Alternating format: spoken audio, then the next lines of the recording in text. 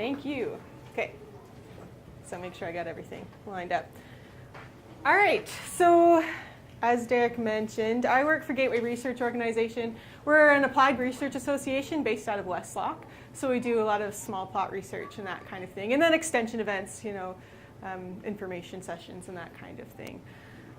We have been contracted by Alberta Agriculture to promote their energy programs, to make sure that the information gets out there into the hands that can use it the best, that people know what's available for them as far as funding goes and as far as their energy efficient options go. So that's my job, is I do these kinds of things. I let people know what's out there. I answer questions about the funding program, a little bit about the equipment too. I'm still learning about a lot of it. And then help with the paperwork and that kind of stuff, because the program did just open, and I'll talk more about that, which is exciting. So, clean energy, get this, yeah. So, clean energy. When I looked up clean energy, I Googled it, because I wanted to be sure that when you guys came in, you were getting what you were expecting. So it's like, when people think clean energy, what do they think of? And these are the top Google images. They think of solar and wind, number one. There's some other interesting things about these pictures, a lot of the blue and green, really like earthy, everything's round shaped. It's all very interesting. But basically, I assume that this is what you came here to hear about. It's about solar and wind, right? Any other expectations? We'll see. I've timed this presentation so there should be lots of time for questions at the end. So there should be able to have time for a good discussion if there's anything that isn't answered here that you want to learn more about. So, but first of all, even though these are the flashy things, this is the wind, this is the solar, this is what you want to hear about, this is the exciting part, I first want to talk about energy efficiency. Because it really is, it's the simple places, that's where you start. This is laundry on a line. It dries the washing using the very latest technology, a combination of solar and wind power. It's simple. You take it back to basics, and energy efficiency is one of those things. It's a small thing, the little changes you can make here or there that are going to make a big difference as far as your energy use. And maybe that's the first place that you need to be looking when you want to clean up your farm, clean up your energy. So for an example to that, to make this clear, I want to talk a little bit about lighting, because lighting, I think, is one of the very simplest changes that people can make that makes such a big difference, way bigger than people expect. So this chart shows the different energy efficiencies from your regular incandescent bulbs up to your LEDs. And so the efficiency rating on a bulb, it's rated in lumens per watt. And a lumen is just a measure of the amount of light that it outputs. So the brighter light, more lumens. And then watt is the energy. So how much light per how much energy you're putting in. Your regular incandescent bulb is putting out 15 lumens per watt, and that's really poor. An LED bulb is putting out 100 lumens per watt. So that's huge in comparison. And that's another thing I want to talk about. They did this big switch over from incandescent, and now we're just going to do these fluorescent bulbs, those little curly fluorescent bulbs, and they were horrible. They take so long to warm up, they don't produce as much light, and everyone just kind of hated them. And now everyone's really suspicious about energy efficient lighting because they're like, they don't work as well. LEDs do. LEDs work great, and they're super bright. And then when you look at the lifespan, this is another thing about energy efficiency that you should realize. Your lifespan for LED lights is 50,000 hours. For an incandescent, it's 1,000 hours. So they're more efficient, and they're going to last way longer. And so then you've got the two benefits there. The concerns that I have heard, people who put in LEDs and weren't happy about them, number one, make sure that you get good LED lights, because there are some cheapos out there. Make sure you source them from a good place, and you're not just buying the cheap light bulbs from China, because they won't last as long and they're not nearly as good. So you do have to be careful about that. The other thing is LED lights will overheat if they're in an enclosed fixture. So if you have like a fixture like this where it's all closed off, your LED light will overheat, and that will significantly decrease the lifespan of it. So there are ones that you can get that are specifically designed for enclosed structures, but it's something you should be aware of so that you get the right fixture or the right bulb for your fixture. So when you're talking LED lights, they are quite a bit more expensive at first. And so this graph I really like because it compares fluorescent lights, this T12, T8, and T5 fluorescents, compared to different LED bulbs and the amount of money that they cost over time. So your initial cost on your LEDs is more than your fluorescents, but over time, as you give it more and more time, the amount that you save in energy increases, and then all these little jump up, that's when you replace a bulb. So now it's a cost for a new bulb, and a new bulb, and a new bulb. Whereas your LEDs, you're going 10 years before you have to replace. And of course, that's going to depend on your situation, your application. But there's that double savings in your energy and in your replacement costs, and also in your maintenance costs. If you have to go up and, especially in your barn or in your shop, and it's all high up there, to go and to replace everything, it can become time-consuming and costly. It's like a little case study, if you aren't convinced yet, about switching yard lights over to LEDs. And this is fun because if you think like you're in a chicken barn and you've got lights all the way up and you're always dimming and brightening them, then you're going to, yeah, obviously your lighting makes a big difference. But if I've just got a few yard lights, is it going to make a difference? And this case study is they replaced 11 metal halide yard lights to LEDs. And the cost of that, so these are running 14 hours a day. And their cost to replace everything was a little over $1,000 for 10. And then the amount of energy that they saved in a year is 13 megawatt hours per year is what they saved, which translated into about $1,500. So in less than a year, they'd already paid for themselves. Those lights had already paid for themselves. And that's with their Growing Forward 2 grant, the funding system they had, they got $365 back. And so all in all, they'd paid for their lights in less than a quarter of a year. So while it seems like maybe it's a bit big, it really does pay for itself, and that's true for a lot of energy efficient upgrades. And so that Growing Forward 2 grant, $365, that was a 35% cost share. But I've got even better news, now open.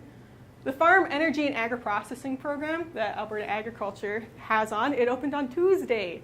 So it's brand new, it's open, and it's really exciting. So Derek talked a little bit about Growing Forward 2, and as many of you know, it's wrapping up. March 31st is the deadline for Growing Forward 2. Right now, I think there's only 4 programs that are even open in Growing Forward right now. And so everything is kind of changing over. And in April 1st, it will come the Canadian Agricultural Partnership is the new framework. That's the same thing, just with a different name, CAP, they're calling it. But this program, Farm Energy and Agri-Processing Program, they've actually changed it so it's purely provincial. So it's not going to be under the CAP, and it's not under Growing Forward 2. It's just provincial funding. Which the benefits of that, we have a little bit more control over it. Hopefully things will be processed a little easier. The money's easier to control. There's a lot of benefits to it. So that's exciting. And everything that they're funding here, not everything, most things are being funded at about 50% under this program. So that's really great. That's even better than what they were doing under Growing Forward 2. So it is an exciting time. So FEAP, Farm Energy and Agri-Processing Program. Basically, that's the purpose is to share the cost of energy efficient investments to encourage better energy management and result in cost savings for you, make the agriculture industry more competitive, and ultimately reduce greenhouse gas emissions. And so it's something that has been talked a lot in the past couple days about climate change and your greenhouse gas emissions. And I'm not going to talk a ton about that because you've heard a lot about it. But just know that everything that you do to reduce your energy use, that's the bottom line. It reduces your greenhouse gas emissions, and that is a positive thing. So I'm going to talk about some of the things that are being funded, and I'm not going to go like crazy into detail on them, and I'm not going over the whole funding list. There's a lot more things being funded than what I'm going to talk about, but I'm just hitting some of the highlights, some of the things I know transfer over different kinds of productions, because obviously what a chicken farmer is going to need is going to be different than what a cow-calf producer is going to need. So I don't want to go too much in depth because I'm going to be missing some people I know. These are just the highlights. So variable speed motors, basically instead of having one motor that runs at one speed the whole time, you can have a motor that you can match to the task at hand, which works really well for jobs that have different power requirements. So grain dryers is one. Depending on the type of grain you're putting through or the moisture content or what your goals are, you might need a different speeds. So that's what the variable speed motors are good for. They're also good for irrigation and those kinds of applications. So one thing has a lot of applications, it's very useful in a lot of different places. Also, if you have a job with a lot of starts and stops. so you're constantly turning on and then off again, on and off again, then your variable speed motors will save you a lot of energy there as well. How? By being able to run continuously at a slower speed, or? And they're made to handle the changes. So going up and going down, they can handle it. They'll last a lot longer, and they're built to match the energy better. Yeah, exactly. Submeters. Submeters are actually being funded at 100%. So you can get 3 submeters completely free under this program. And so that's natural gas submeters or electrical submeters or even liquid gas submeters too. So basically, if you've got on your site, you've got a shop, you've got a barn, you've got your house, and you're looking at one electrical bill and you're saying this is how much I'm using, but you don't know where, then you don't know where to cut back either. So you put a submeter into your shop and you can see how much energy is going into your shop. And then you can determine from that information, it's like, okay, that's more than it should be. Where can I cut back? Whereas if you just have one big bill, you're like, it seems like a lot, but I don't know where it's going. So submeters are useful for that. There's lots of different kinds. So some you can just get for your whole reading for your shop, but there's others that you can hook into specific circuits. So if you've got a barn, then you can track, this is how much energy is being used for the lighting, this is how much energy is being used for the ventilation, and you can really get a very specific breakdown, which is really useful when it comes to tracking your energy, which is step number 1 for reducing your energy. Livestock waterers, this is a big one. Energy-free or energy-efficient stock waterers are being funded. There's lots of different kinds. I have one picture up here of one kind, but there's lots of different. So you can suit it to your production and suit it to what's going to work best for you. This one, and mainly how most of them work, is that they hold all the water underground. So this is ground level right here. All the water's underground, all the water's being insulated, and so it's protected that way. You're not getting the problems with the wind whistling through. And then it's sealed off at the top, and there'll be a pump. And so then when the cow and this horse and the whatever comes up, and they can stick their nose in, and it will pump water up to them as they need it, as they use it. So that way it's sealed off from air most of the time. Yeah? I was just going to ask if that's 50%. Yes.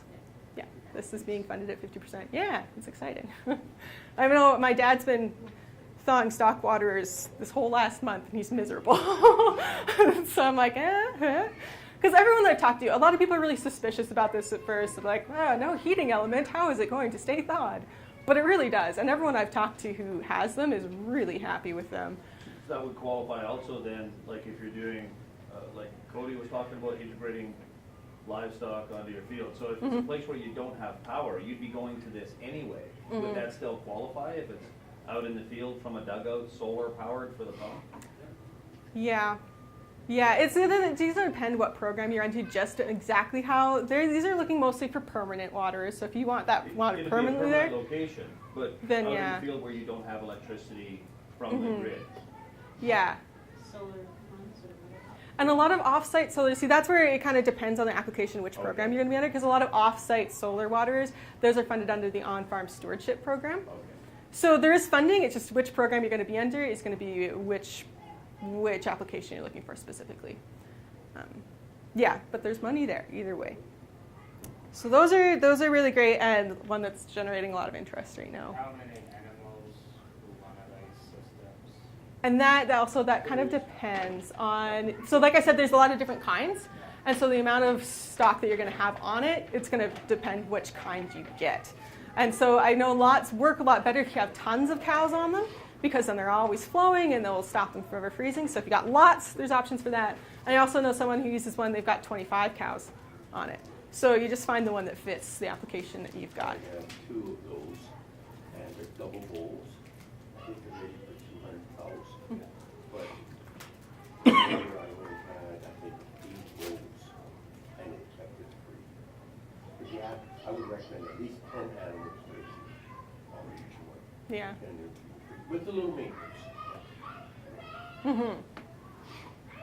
Cody's from Saskatchewan, sorry. I'm just waiting for the federal program to step up here. I'm just drooling all these Alberta programs. Oh yeah, sorry. Yeah. Yeah. Yeah, that's the thing with growing forward, is that it's federal and provincial, and the new Canadian Agriculture Partnership, it will be federal and provincial. And so, but each province has kind of ownership over it, so they get money from both sources, but they run it themselves, which is good because then each province can match it up to what their specific needs are. But that means I know nothing about the Saskatchewan program. I don't know how they're doing it. Except I have heard that they have more programs open right now than we do. Rumor on the streets. But other things on the funding list, combined heat and power units, they're really cool. So basically it's natural gas run, and so it's natural gas, and with the natural gas it creates electricity, and then it also at the same time captures the heat. So you can be creating electricity for your shop or barn, and then also putting the heat into a boiler, into your furnace, and blowing that through too. So that obviously is very energy efficient because you get electricity and heat both in one source. Tankless water heaters, those are funded. Ventilation fans. Natural gas boilers and furnaces, those are for retrofits only. So if you have an old coal furnace or something that's not as efficient and you want to upgrade it, then those will be funded. If you're building a new barn entirely, it kind of goes without saying that you're going to get an energy efficient boiler, so they're not funding those. Insulation is being funded, and energy audits. So if you don't really know where to start, you know you want to cut back your energy use, but where to begin, what's the most bang for your buck, you can get an independent third-party auditor to come in. They'll look at your bills, they'll look at your site, they will give recommendations as to what's the best place to start. Some people will even give you a cost breakdown, this is how much you're paying now, this will be the cost of the improvement, and this will be your payback period. So you can get really detailed ones, and that's a good place to start if you kind of like where to begin. They will help. So that's some of the energy efficient stuff that's being funded. Are there any questions about that before I move on to the Percentage for this? about 50% for almost everything under the program. The insulation is it depends on your R value. It has to be an R value greater than 25. That's lots of these things. They have a minimum efficiency requirement. So if you have it on your walls, an R value greater than 25, they're funding at 40 cents per square foot. And if it's an R value greater than 35, they're funding at 80 cents per square foot. But most other things, it's 50%. Is this, like the insulation, is that kind of a continuation on from the Alberta energy one that they had last year for houses and stuff like that? Or is this like farm buildings only, not houses? Yeah, this is for farm buildings. That's a good question. All these upgrades, these are for farm buildings. It's for all your buildings have a primary agriculture use. If you want to put some of this stuff into your residential, into your home, then there are residential programs that the province has that accomplish the same thing. And they've tried to match up the funding so it's very close to the same. All right. Okay. And wind energy. So now we're getting into the exciting, the renewable energies, the clean energies. Wind energy, so these are your standard like industrial large wind turbines all over southern Alberta. This is what you think of. When you think about your personal wind energy, and this is what I'm talking about, is for yourself, producing for your own farm uses, there's some issues with wind energy. And I don't want it to seem like I'm trashing it and saying that it's never going to be useful, because maybe there are some applications, but I have not heard a lot of good things about personal wind energy. And so if you're thinking about this as something you want to do, just go into it with your eyes open. And there's no funding. There's no funding for wind energy right now because it's kind of unreliable. And there's a few reasons for that. Wind availability, you need an annual average of more than 16 kilometers per hour, which I know everyone thinks, oh, it's windy all the time. Like, of course they're getting 16 kilometers per hour. But through the whole year, like night and day, all the time, 16 kilometers per hour, there's actually not as many places that have that kind of wind as you might think. The other thing is the height. So even if it's blowing a hurricane at your place all the time, you need to build it really high up, because if you have turbulent wind that's blowing this way, that way, coming over your trees, coming over your buildings, it becomes really not useful for wind energy. Yeah. Oh, it stopped. It always does that. Oh, Yeah, all right, good to know. It takes about 2 seconds, and then it's like it kicks over. All right.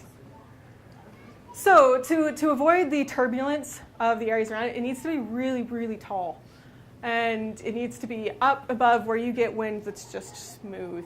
And so that becomes kind of expensive. And that's the long-term investment. You got to be looking like a long ways down the road, because it's a really expensive initial investment to do wind energy. Time also, if you're thinking about doing wind, don't think that you're going to start your project now and you're going to have wind energy in the fall. It's going to take a long process because they have to do an assessment in your area. They have to find the best place, the best height to put everything up. And it's going to take it's going to take like a couple years if you really want to do it right. So that also is something you have to take into account. And then repairs. There's a lot of moving parts in a turbine. There's lots of places where it can malfunction, and it might need to be repaired, and it needs to be maintained because it's constantly moving and it needs to go make sure that everything's tight, everything's rolling all the time. And when you think about a turbine, you've got it like super tall so it can get out of the turbulent wind, and now you need to maintain it all the time, and it becomes a continual cost investment. So those are some of the reasons that wind is maybe not ideal. Those are some of the reasons that wind isn't being funded right now, is because it's just not consistent enough.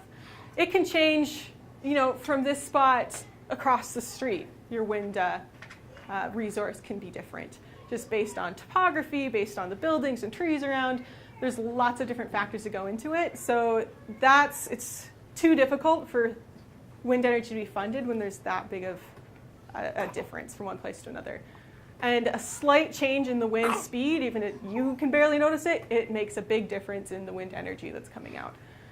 So those are things, be aware. I don't want to discourage everyone if they're like, I was so sold on this. Just be aware that these are some of the issues that are coming along with it. But like I said, if it's something that you really want to do and you're really passionate about, you have got the funds for it, you might as well. I read a blog in preparation for this with someone who sells wind turbines, and they listed all these things that are wrong with it, but they're like, but maybe you do have a good spot. It's possible. And the other thing is, it's not technology that's really going to improve while there's such a low investment in it right now. So if you've got the time, if you've got the money, if you're curious about it, put it in, because the more people that start using it, the better the technology is going to get. It's like anything. So that's the bad news, the sad things about wind. The good news, though, is the solar PV. And there is funding for solar, so that's exciting, and I'm going to talk about that. There's lots of really great things. The more I learn about solar, the more I like it. And so while wind energy is kind of spotty here or there, solar energy, this is a map of Canada with your solar potential in kilowatt hours per kilowatt. So red is good, blue is bad. And so you can see in Alberta, we've got a really great solar potential. And to put that into perspective, that's a map of Germany and its solar potential. And so Germany is like, they love all this renewable energy. They do tons of it. There's lots of solar going on in Germany. But if you look, their solar potential is terrible compared to ours. Like, we've got a really great resource right here at our fingertips, and it's just a question of capturing it. So yes, there is funding for solar, and it's open right now, and anything, so even if you've got like a little bit of solar, and this is solar like for your home and for your farm, you've already put some up, anything that was begun after April 15th, you can still get funding for that. So they're funding at 75 cents a watt.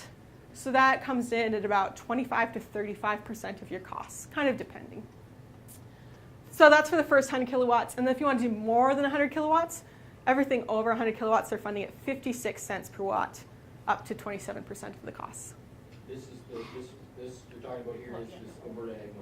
It's new, or is this still growing forward? It was growing forward, and it's been transitioned, so now it's a purely provincial program, but it hasn't changed at all. Okay. It's and the so exact it's same. still based on hiring a contractor in to set it up for you. It's not, Yes. Not do it yourself. Yes, and that's what I'm going to talk about next. The requirements. So there are some requirements for doing this, for getting the funding of the program. Number one, grid tied. And there's a few reasons why they want you to be grid tied. And I know this bums a lot of people out because they want to go off the grid and they want to be like purely self-sufficient. This is what I'm telling people. Number one, if you want to go off grid and your production, like you're producing, it's really difficult to do. It's really expensive. There's a lot of requirements. Solar energy isn't constant. Obviously, you have cloudy days, you have nighttime, and so you need to have something. What's your backup power source going to be? And so if you're using a generator, that can become kind of costly. If you want to put in batteries, batteries are super expensive. They require more maintenance. They don't last as long as the rest of your system. So it's difficult to go off-grid. But it's not impossible. I do know people, I do know producers, farmers who are off-grid, so you can do it. So that's the second thing I say. If you're really sold on this as something you really want to do, you can still get funding on the program. You're just required under the requirements to keep all the equipment for 3 years after you've bought it. So use the program, get solar, be grid tied for 3 years, and then if you really want, you can go off grid after that. So that's your loophole. That's how you can do that if that's something you're passionate about. And I think it's a really great idea anyway, because while you're under those 3 years grid tied, you'll be able to catch the things that you need to change to be off grid. Because you can't go off grid and live the exact same lifestyle as what you're doing now. You need to start thinking about when you use your energy, how much energy you use, where you can cut back. So those 3 years grid tied, that'll be a great opportunity for you to track your energy use. When are you using it? How much are you using it? What appliances are a huge draw? So that's a good opportunity for that. Number 2, because you're grid tied, you need to be approved under Alberta's microgeneration legislation. This is another one that some people aren't so pleased about. Because the legislation right now is not set up for you to sell large amounts back onto the grid. The idea is that you set up a system that's sized for your annual use. And so sometimes you'll be overproducing, especially in the summertime, and sometimes you'll be underproducing. But throughout the course of the year, it should even out so that what you produced equaled the amount that you used. So the overproduction and the underproduction, it levels off. So if you want to build a big system, more than you ever need, and selling back onto the grid, the legislation just isn't set up for that. And also, the way that's made, you're not going to make a ton of money that way anyway. So that disappoints some people, but if your goal is clean energy, if your goal is to make your farm as clean as it can be, this is still perfect for that. Next, position to optimize sunshine, minimizing shading. Obviously, they're not going to fund a system that is going to be shaded half the time because it's no benefit to you and it's no benefit to anyone. Manufacturer warranties on your modules for 20 years, which is pretty standard. Most modules have a 25-year warranty on them anyway. Your racking, your inverters need to have a warranty for 10 years on them. That's another thing, your inverters. If you're planning on going off-grid sometime in the future, you have to get an inverter that's set up for that. So just keep that long-term goals in mind. Installed on a site ID that has a distribution rate class of farm, irrigation, grain drying, or equivalent. So this is set up so that even people who aren't active agriculture producers, that definition is $10,000 a year in primary production. If you don't meet that requirement, you can still qualify under this program. It just depends what your site ID is listed at. So you ask your retailer that, if you're listed as residential or if you're listed as farm. That makes it so people who maybe aren't producing as much, or people who live on acreages, they can still get funding under this program. And it's just made so it lines up really closely with the residential programs. So anyone who's not qualified under residential will be qualified under this stipulation. So check that and double check that, what your distribution rate class is, and that will depend which program you use, whether it's this farm program or whether it's the residential program. And then contractor installed is the last one. And that one they changed just because they had an option to be not contractor installed, and they found that very few people even used it. And so they're like, well, no one's using this, we're just going to switch it over, contractor installed. And honestly, I think it makes a lot of sense too, because there's some liability issues too if you install it yourself and something goes wrong. And contractors are really great. If you get a good contractor, they'll help you through the whole process. You have someone to answer your questions. All the solar contractors I've talked to have been really great. And they'll help you down the line too with any maintenance issues, that kind of thing. Do they have to have a qualification or a designation of some description? They have to be CISA approved. So that's the Solar Energy Society of Alberta. There's a website. It's solaralberta.ca. And there's a list there. So they just have to be on that list. And if you have a contractor that you really love, that you're really set on, and they're not on that list, they can get on that list. They just have to talk to CISA, and then they can get themselves there. Okay. So solar. I want to use solar energy, but I'm not sure where to plug it in. So where do you start? That's the first. It's right there. It's your opportunity, but where are the first places? And I'm going to talk a little bit about that. It all starts with your modules, with your panels. What size do you need? There's a really great website. Natural Resource Canada has a database of the solar potential in like all of the towns in Canada.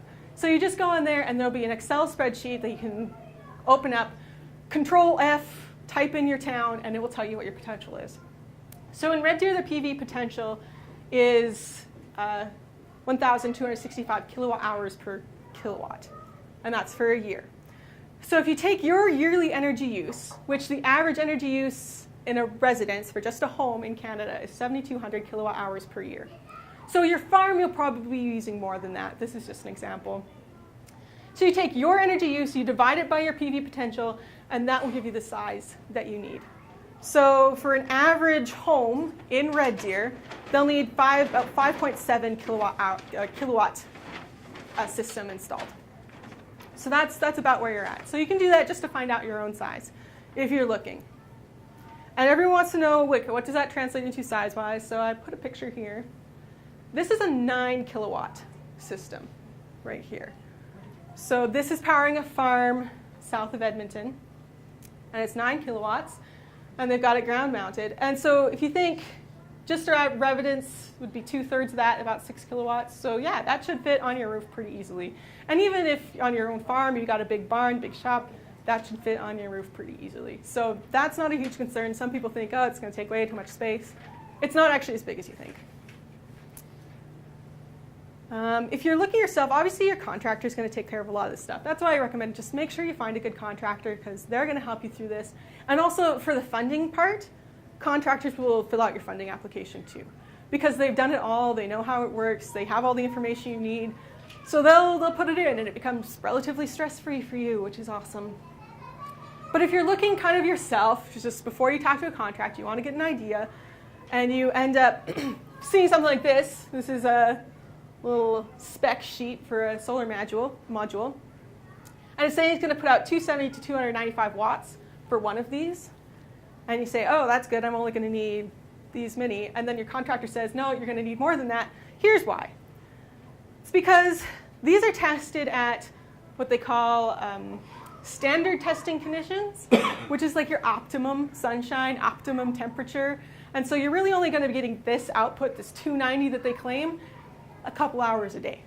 The rest of the time, it's going to be a little lower. So this is their nominal testing conditions, and they're getting about 216 watts.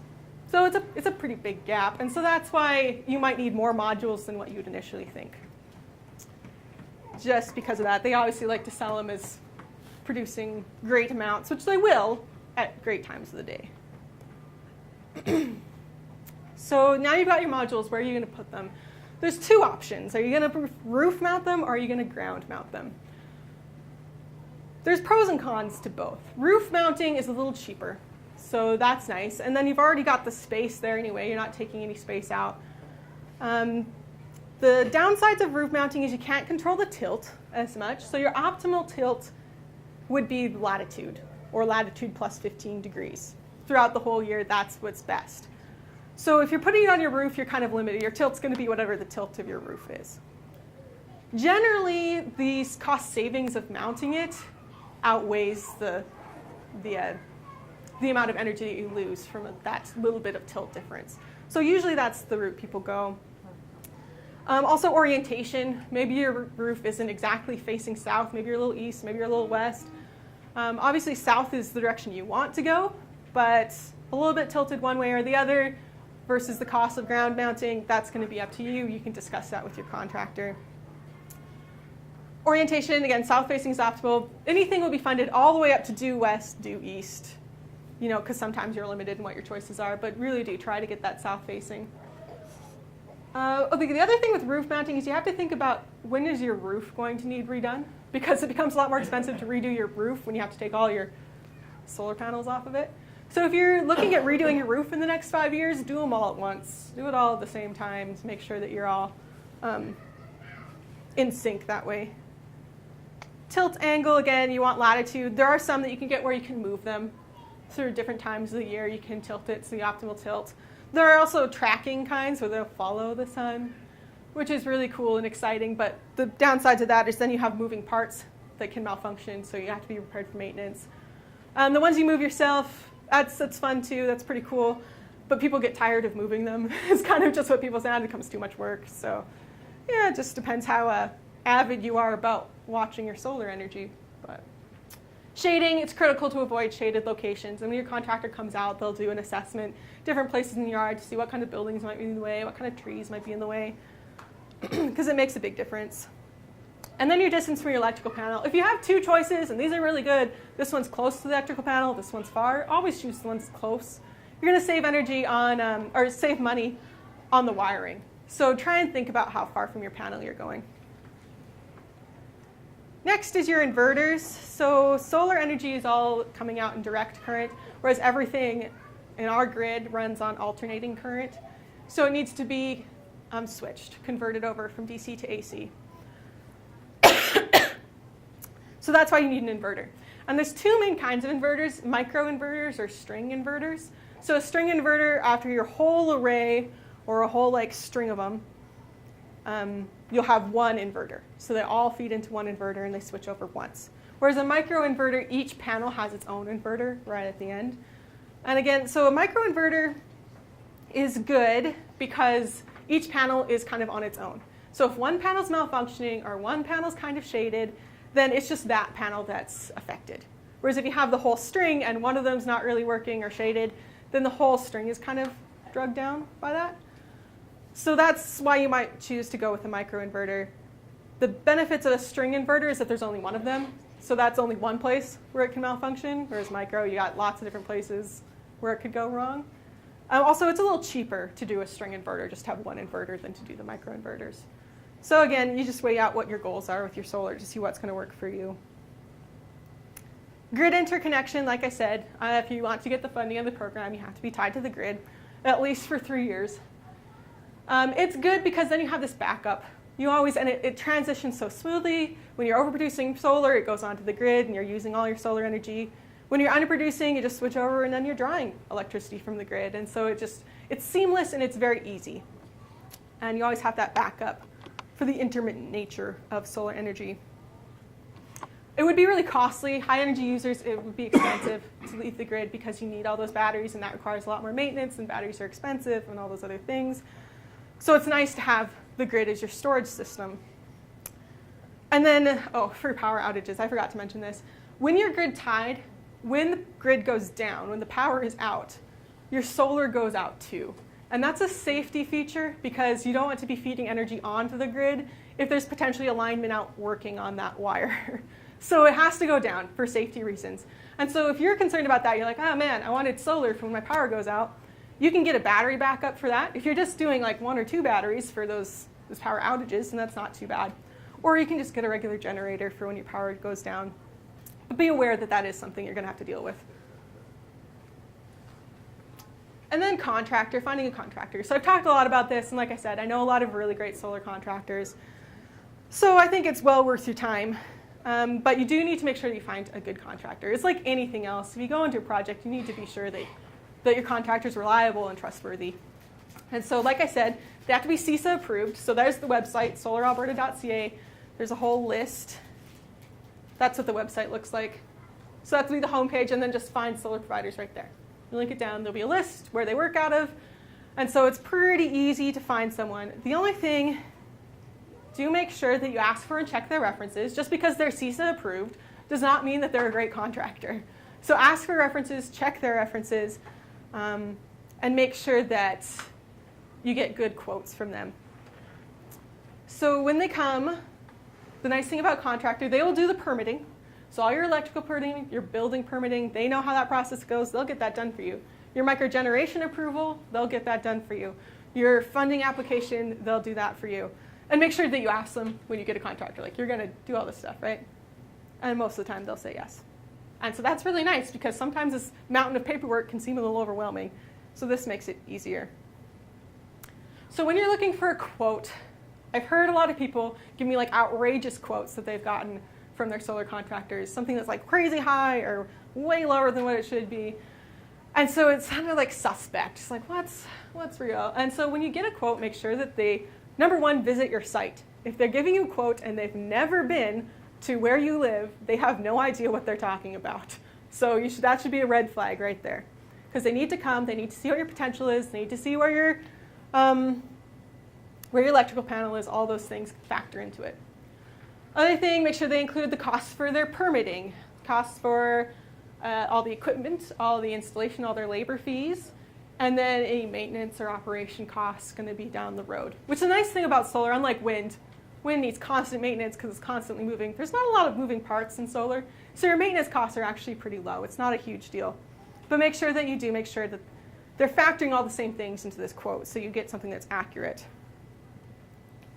And then your payback period. That's the other thing that everyone wants to know is when am I going to be starting to make my money back on this? And so number one is that's impossible to say because the big benefit of solar is the money that you save on your electrical. And if I can't tell you what the price of electricity is going to be 15 years down the road, I can't tell you what your payback period is going to be. And no one can predict the future. So I don't know what the electricity prices are going to do. I can be pretty confident that they're not going to go down. So take that into account. Other things you want to consider when you're talking about, like, is solar going to pay for itself? Time of day. Can you use it when you produce it? And it's important whether you're grid tied or off grid. When are you using most electricity? If you're using most electricity in the nighttime during the winter, solar might not be for you because you're producing all this energy and then not using it. The other thing is if you are grid tied and you're selling onto the grid, you get paid for the cost of your electricity, the retail value of electricity. But you know that when you pay for your electricity, you're paying for the cost of electricity, and then you're also paying for the distribution and transmission costs. So that's two costs right there, whereas what you're getting paid is just the cost of electricity. So it's better to produce it and use it and save on some of that transmission distribution and save on the electricity than to transport it onto the grid. And that's the other reason why overproducing and selling onto the grid doesn't actually pay the way people think it would. So. Now, if you have a surplus, okay, you've sized your plant Yeah. for roughly what you're going to use. Yes. But at the end of the year, you have a surplus. Will they pay you on the surplus? They roll it all over. So it'll roll over from, so you've overproduced in August and then you underproduce in September, your overproduction just rolls over onto your bill for the next month. But And if it comes as a credit onto your bill. Overproduced in 17. For the whole year? Underproduced in 18. Yeah. Will they roll it over from year to year? Yes, it will. Yeah. No, I'm pretty sure that they will. And it's not like you're going to be overproducing a huge amount. If you size it to your city, you might overproduce a little, underproduce a little. It will all kind of roll over. So it's. Or it's just time to buy an electric car and use more electricity. Okay.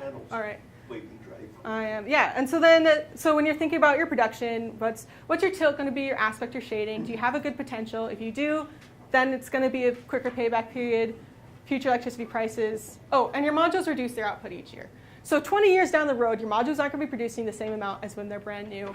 That just kind of makes sense. It's like any technology. My laptop computer already works more poorly than it did 2 years ago when it was brand new. That's just technology. But actually, the reduction output is not huge in solar. It's 5% or 1%, or 0.5 to 1% a year. So it's not like crazy. It's just a little bit, something to be aware of. Okay, and that wraps up my presentation. So are there questions?